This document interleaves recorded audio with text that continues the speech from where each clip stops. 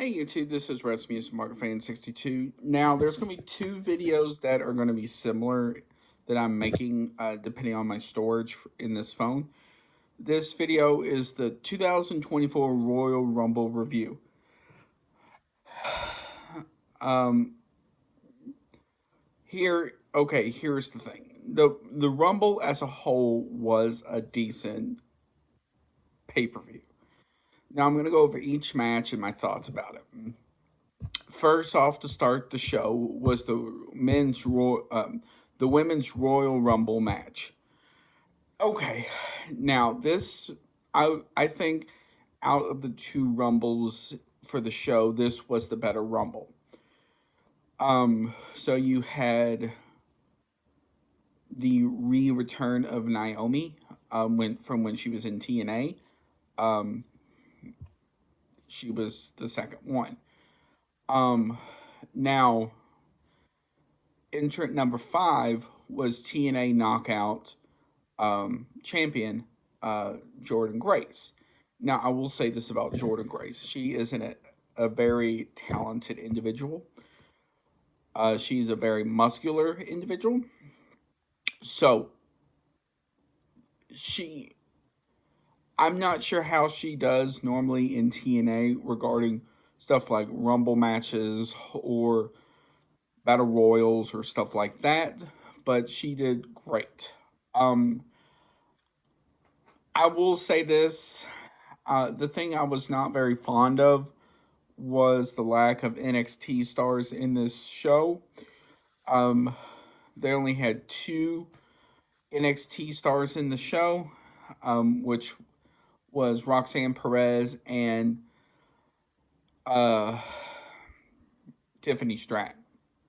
And they both were fairly close to each other. I will say this: I kind of wish they spaced them out a little bit. So had maybe Tiffany come in at number 12 or 14 or something like that, and have Roxanne come in later, or vice versa.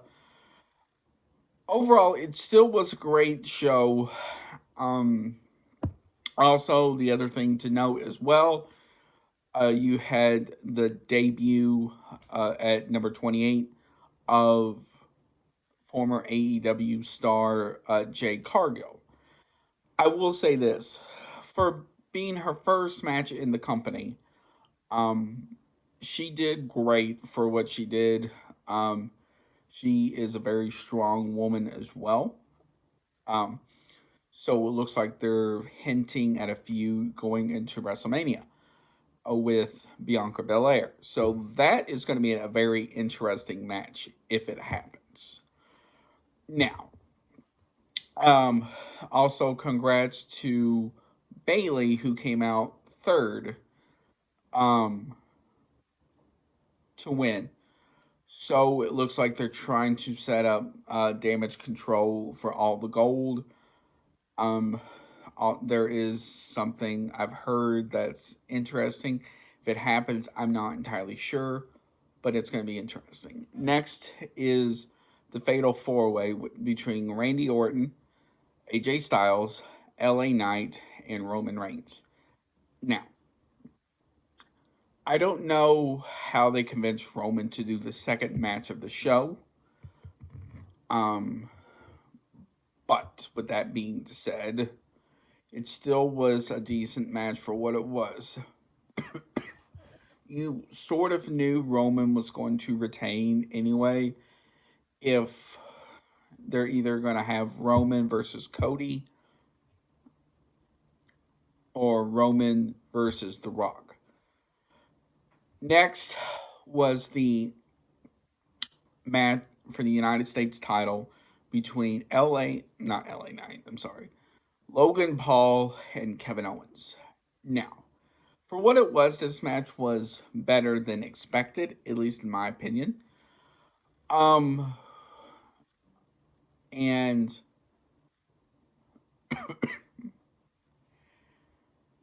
now Kevin Owens was seconds away from winning when the referee caught guard of the brass knucks on Kevin Owens' hand.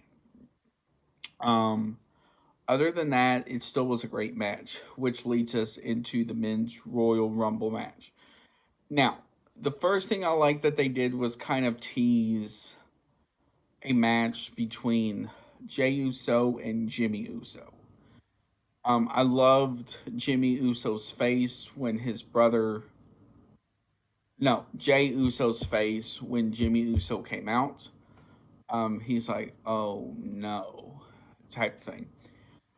Now, like the women's, there really wasn't much of an NXT presence on the show other than Carmelo Hayes and Braun Breaker.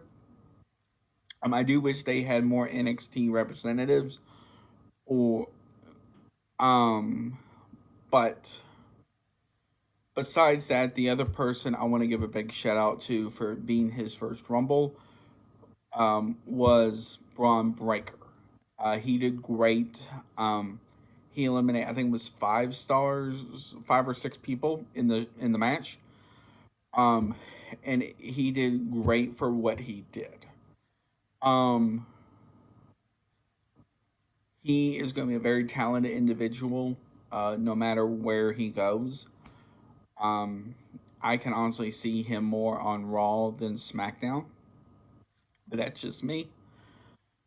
But overall, it was a great match, and a great show.